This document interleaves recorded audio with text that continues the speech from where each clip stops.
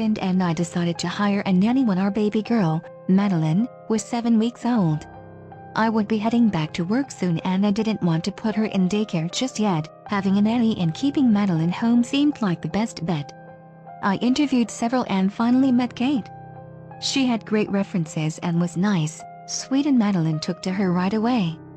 She had all the right answers, her schedule aligned with our own, and when my hubby, Connor, met her, it seemed like a match made in heaven. I went back to work a few weeks later and Kate began. Things were great at first.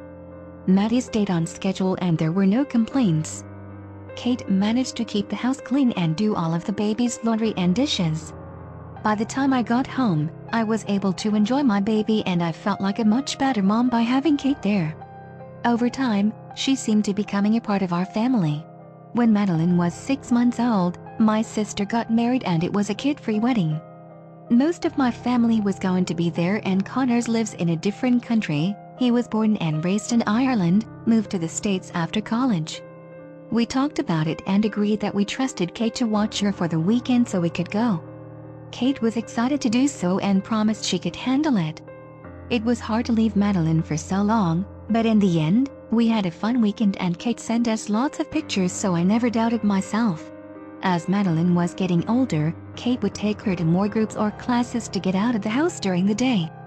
I once had some vacation time and gave Kate the week off with pay, so I was the one to take her to the classes. At one of the classes, another mom was confused and thought I was the sitter. No, I'm Maddie's mommy. Oh, I thought Kate was Maddie's mommy. I didn't think much of it at first. Kate isn't much younger than me and is blonde-haired, blue-eyed. Maddie is red-haired, blue-eyed. It's not a far assumption and figured that they had just never talked. But then I started hearing it at the other groups as well, including ones where it seemed that Kate knew the other parents very well. Connor was suspicious as well, but we weren't sure how to approach it. I had the nagging feeling to check Kate's social media. Everything checked out. She had pictures of Madeline up there, but nothing that was claiming her as hers. I let it go for a while and everything seemed fine.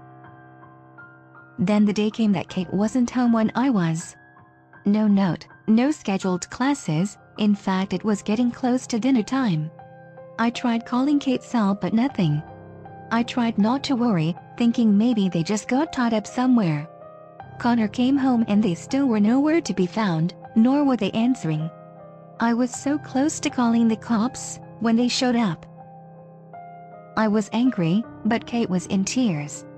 She said that she felt so awful. They had gone to a children's museum an hour away, but then she got a flat and her phone died and she had to flag someone down. I asked why didn't she call me and she said that she couldn't remember our number. I was fuming, but she swore it would never happen again. I wanted to fire her but Connor convinced me that it was an overreaction. It was a mistake. It could have happened to anyone. I wasn't sure if I believed it, but he pointed out that this was Kate's first mistake and that she was the best nanny. Why fire her over this? I know that haunts him to this day. A month went by and I watched Kate like a hawk. Slowly, I started to feel bad, but I was a mom. I had to worry about my kid. Normally Connor and I's business trips aligned so we were never out of town at the same time, but a little after Maddie turned 1, they did. I debated canceling mine as I was just trusting Kate again, but eventually I told myself I was being crazy. She'd be fine, Madeline would be fine. The morning I left, I gave Kate last-minute instructions, kissed Madeline goodbye and gave her a cuddle. I remember her toddling off to go watch some TV before leaving. The business trip went on great. I got texts of videos and pictures of Maddie as usual, along with updates. Connor was due home before I was and we talked before his flight back. He was using some vacation time to bond with Maddie as he had been working a lot. That had been the second business trip in a month. I was leaving a boardroom when I got the call. Paige, they're gone. What do you mean? Madeline and Kate. They're gone. What do you mean? Madeline and Kate. They're gone. You mean they're not home? No. I waited for hours before finally calling the police. No one's seen them in days. I don't remember the next few hours. They were a blur of getting a flight home and trying to get information out of Connor, but there wasn't much to say. All that was gone was the baby bag and Maddie's favorite blankie. Kate lived with her mom, and when she left to watch Maddie for the weekend, all she had brought with her was a weekend bag. Connor and I reunited at the airport. Rex.